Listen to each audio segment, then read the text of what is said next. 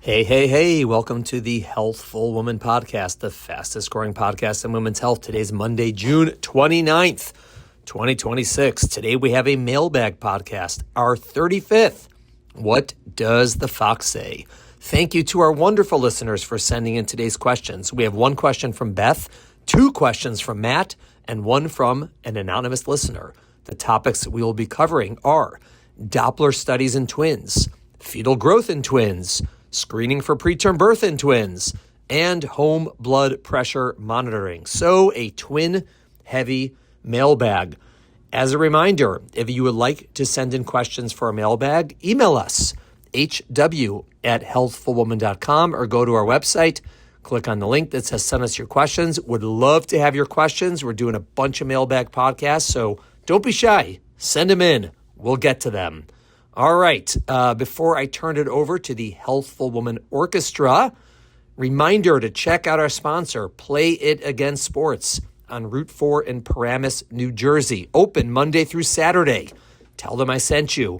Play It Again Sports, an awesome place. You can buy new or used sporting equipment. Great for camp, great for summer, great for school, great for everything. You can also bring in your own used sporting equipment to the store and sell it to them for cash or store credit.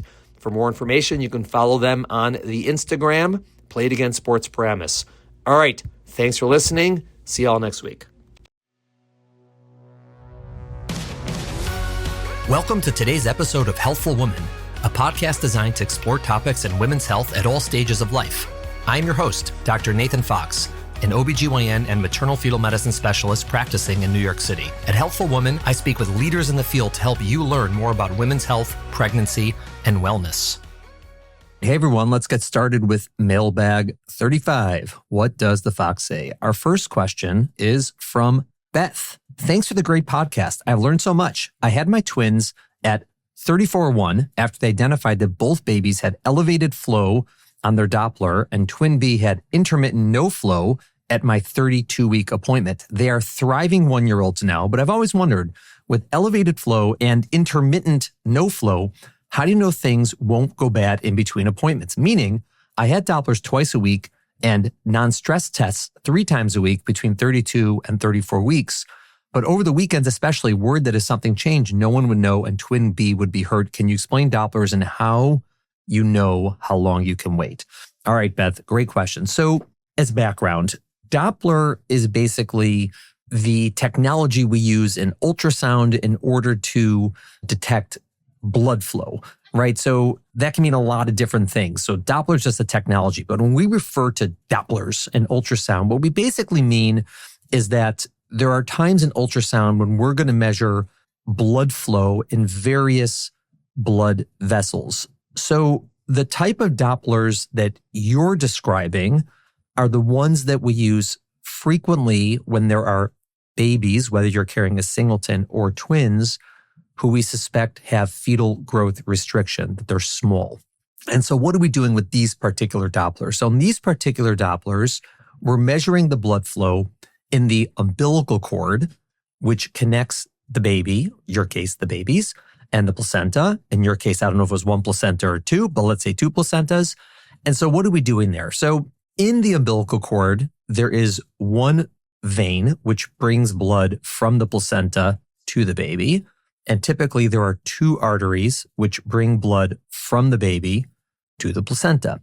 So when we have a baby that's measuring small, one of the concerns or one of the potential reasons why this could be going on is if there's a problem with the placenta, like the placenta is not functioning well. Sometimes we call that placental insufficiency, right? That could be one cause for the baby being small. There are other causes, and we've had lots of podcasts and mailbags about growth restriction, but one of the causes is that there's an issue with the placenta. So what we like to do is figure out sort of if that's going on, how bad is it, right? How concerned should we be about it? And you would think sort of logically, you're like, all right, if I'm going to measure blood flow in the umbilical cord to measure the placenta, I should measure the amount of blood flow that's going from the placenta to the baby, right? Because that would be the thing to see if the placenta is working, giving nutrients. But in fact, we do the opposite. We check the blood flow that's going from the baby to the placenta, umbilical artery.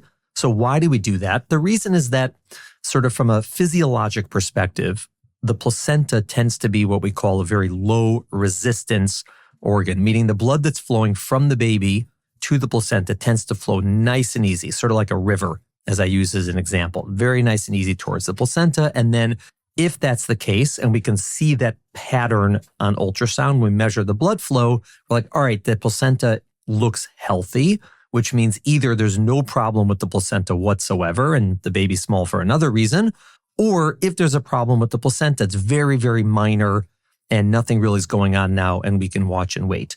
But then we start to see patterns potentially of resistance in the placenta. So it's like harder for the blood to go from the baby to the placenta. And there's various stages of that. And the way we do it from a technical perspective is we measure a ratio of the blood flow during systole. That's when the baby's heart is pumping, and diastole when the baby's heart is relaxed. Why is that? Well, there's like technical reasons why we do it in terms of the angle and this, but basically when the baby's heart is pumping, right, there's all this like force pushing the blood out of the baby into the umbilical cord towards the placenta. So we sort of see a spike in how fast the blood is flowing. And then when the heart relaxes and there isn't that pressure pushing the blood out, we sort of see a nice flow. And we measure the ratio of the first one, which is higher, to the bottom one. So when you say, Beth, that your baby had elevated Dopplers, what we mean is not that there's elevated flow.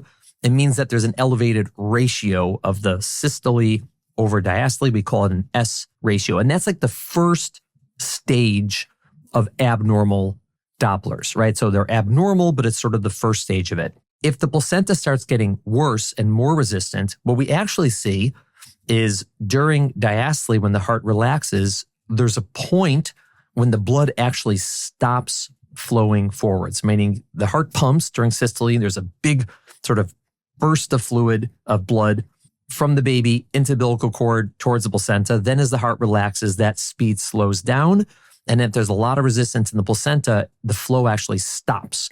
And that's what we call absent flow. That's like stage number 2. It's getting a little bit worse. Stage number 3, which is when it's even worse than that, is we actually see at a certain point reverse flow. We see the flow moving backwards, right? And in the artery, instead of from the baby towards the placenta, there's so much resistance in the placenta that actually starts moving the wrong direction, so to speak. We call that reverse flow.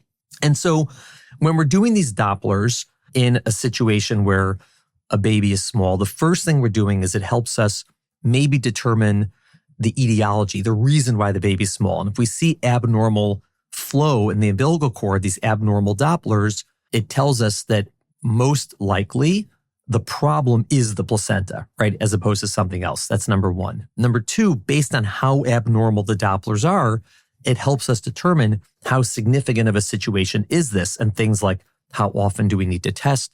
Do we need to do other testing like non-stress tests or something else like you had?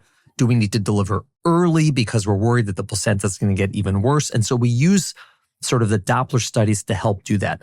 Now, exactly how you do it depends on so many other factors. How small is the baby? Are there any medical issues? How far pregnant are you? Is the baby moving well? What's the fluid amount? So there's all these things that sort of go into the hopper with us deciding when to deliver.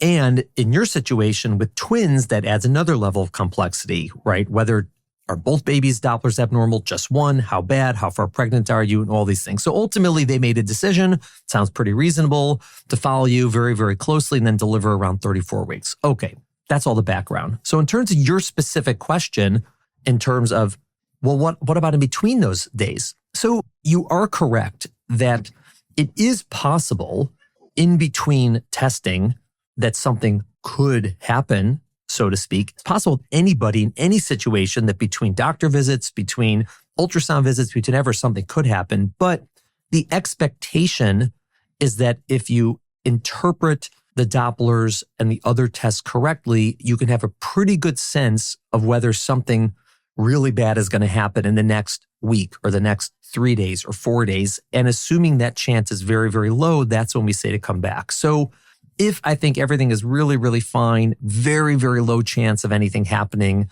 in the next week or so, I'll say, okay, come back in a week. If I'm worried that maybe there's a slightly higher chance that something could happen, I'll say, okay, come back twice a week. So there's less time in between visits. Or if I'm worried that there's even, higher chance of something happening, like obviously with you, they said come back 3 times a week.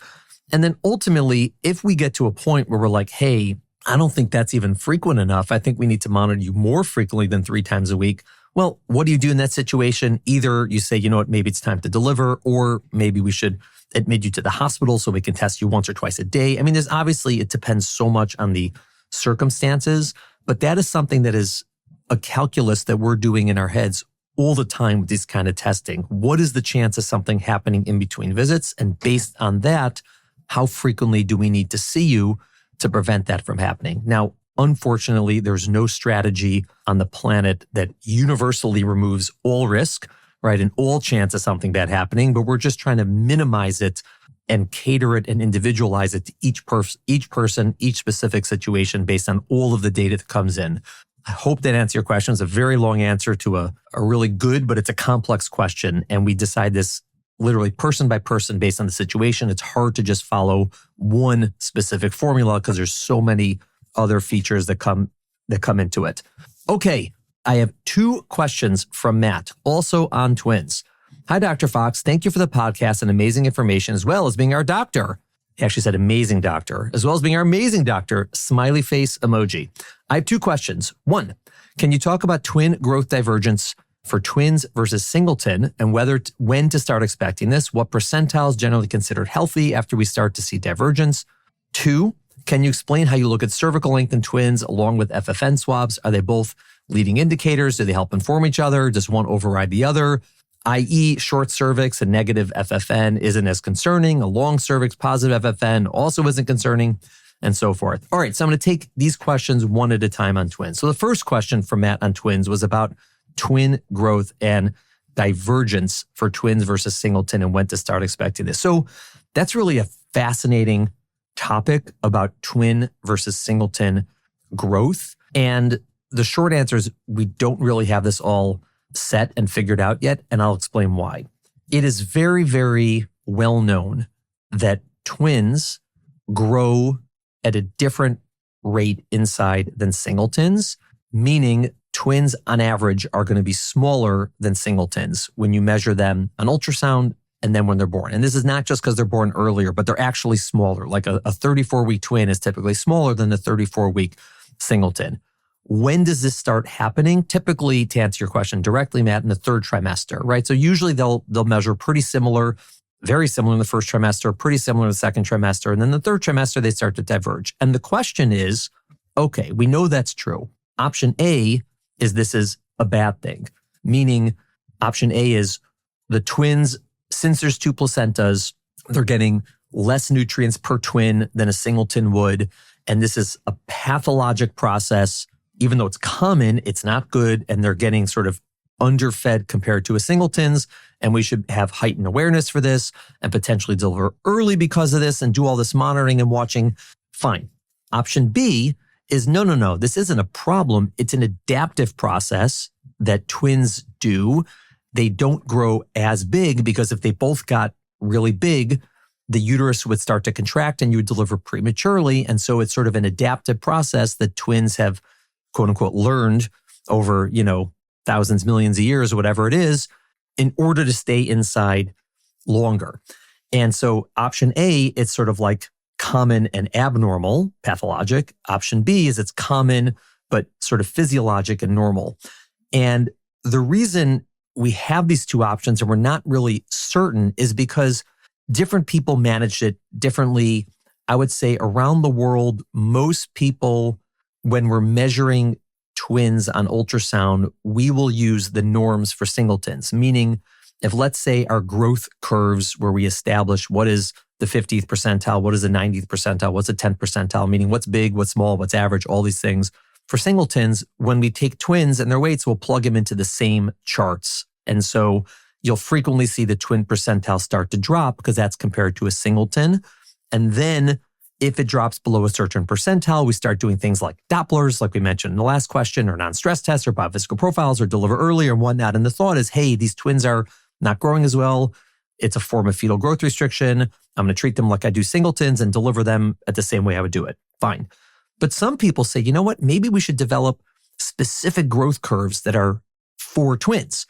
right? And say, okay, no, this is maybe small for a singleton, but it's normal for a twin. And maybe we should sort of change the percentiles. And it's very hard to know which of those two strategies is better without doing a very large randomized trial where you take like 1,000 women with twins and 500 of them, you manage them with one kind of growth curves and the other 500 with another kind of growth curves and see who does better. And so there's data out there which will suggest, do this one, data says do the other one, but it's not perfect. And so we still don't exactly know what is the best management. I would say in our practice and most people in the US, again, will go according to the singleton growth curves, which ends up, if you do that option, you might be diagnosing more people with twins with fetal growth restriction, but maybe missing less problems, potentially.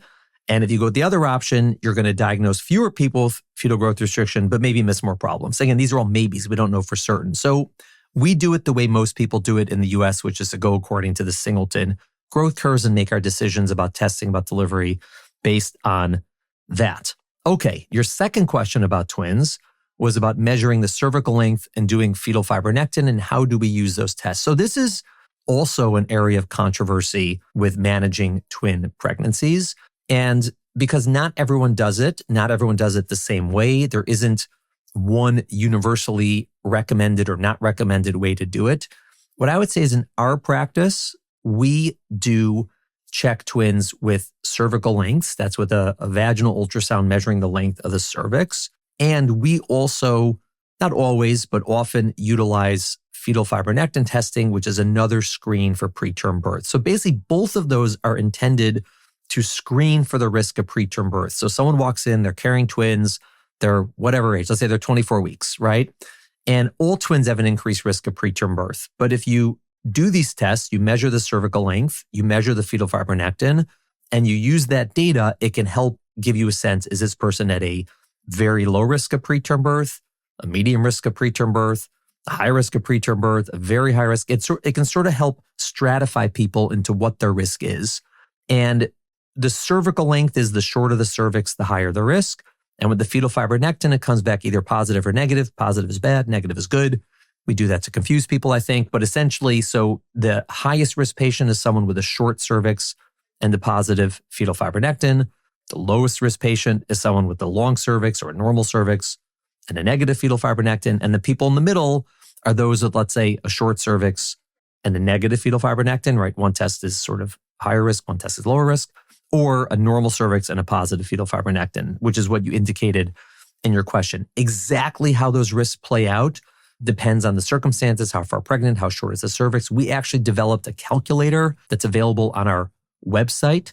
I think the link is mfmnyc.com/twin, if I'm correct. If not, there's definitely a link on our website where you could plug in a cervical length and a fetal fibronectin result at a various gestational age, and it'll tell you your risk of preterm birth and before a certain gestational age. This is based on data we published. And so we sort of, again, we take all of this into account, the cervical length, the fetal fibronectin, how far pregnant she is, what's her history like, sometimes if she's contracting or not, or feeling contractions or not, and make a decision about what to do. The reason not everybody does this is because it's unclear what you're going to do about this, right? Let's say you find out someone's high risk versus low risk. Like, what practically are you going to do? And that's a valid argument, right? To say it's not clear that there's something you can do. Our argument is that better to know than not know. There are things you could potentially plan for. Sometimes the analogy that I'll give is, when I wake up in the morning and ask Alexa what the weather is going to be today, and she tells me whether it's going to rain or not rain, I can't impact whether it rains or doesn't rain, but I could bring an umbrella, right? And that helps, keeps me dry. And so the same thing, like, let's say someone finds out that are higher risk for preterm birth of twins compared to somebody else. You may not be able to stop at the preterm birth. I mean, we try, but you may not be able to stop it. But what if they were otherwise planning to go to Mexico that week? Or let's say they live very far from the hospital. Or let's say, for example, we made a decision, hey, you're such high risk, maybe we're going to give you a course of steroids, which help improve outcomes for newborns if they're going to be born prematurely. And so that's sort of the reasoning behind doing the screening. And again, it's done differently around the country. Different people do it different ways. In our practice, we do these screens typically, but not everyone does it. In terms of your question about figuring out exactly how one plays with the other, cervical length, FFN, which has more weight. I would say the easiest way to do that is go to the calculator and play around with it. Play around with the numbers and see how it looks. And you can get a sense of how one is weighted versus another. Okay, our next question is from an anonymous listener. Hi, I actually just joined your practice after listening to your podcast and thoroughly enjoyed it. Hey, awesome. I found it incredibly informative and reassuring, especially as this is my first pregnancy. All right, welcome aboard. Great to have you. Question. Since routine prenatal visits are typically spaced out and blood pressure is usually only checked during those appointments, how would a patient know if they are developing preeclampsia in between visits? Are there early signs or symptoms patients should be especially aware of? And do you recommend that patients monitor their blood pressure at home as a precaution? Thank you again for the work you do, both in the practice and through the podcast. It really makes a difference. All right. Thank you so much to this anonymous listener. You know who you are. I really thank you for the kind words. Okay. You are correct. We check blood pressure, not just we, pretty much everyone checks blood pressure in every prenatal visit or almost every prenatal visit. And the main reason we're doing it is to screen for preeclampsia, which usually, if it's going to come later in pregnancy. But early in pregnancy, it's helpful to know what someone's baseline blood pressure is, or if they have hypertension, high blood pressure, and didn't know about it. And you're also correct that for most people, if their blood pressure starts going up, they don't have other symptoms. Now, you can have symptoms if your blood pressure goes up. Some people get headaches. Some people don't feel right. Some people, if they're getting preeclampsia specifically, they'll have things like increased swelling or weight gain. The problem is that's very common in a lot of pregnant women without preeclampsia. So it's hard to know if, hey, is my increased swelling specifically preeclampsia? Again, sometimes people with preeclampsia can also have things like headaches. They can have abdominal pain. They can not feel well. There are other symptoms, potentially preeclampsia, but you are correct that for many people, if their blood pressure is going up or they're developing preeclampsia, they may not have any symptoms. So while we give people warning signs about preeclampsia, again, things like headaches, things like increased swelling or whatever, it's hard because a lot of people have that who don't have preeclampsia. So the question is, what do you do about that? And so traditionally, what we do about that is as the risk of preeclampsia starts going up, the frequency of prenatal visits where we check your blood pressure also starts going up. And so that's one of the reasons why prenatal visits in the beginning of pregnancy and the middle of pregnancy tend to be closer to once a month. Again, this is in standard, low-risk patients. There's other reasons to have more frequent visits, but sort of as a standard. And as you get closer to your due date, the visits become every 2 weeks, then every week and whatnot. And part of that is because we need to start checking the blood pressure more frequently because you don't want to go a month for example, towards the end of your pregnancy of not having your blood pressure checked.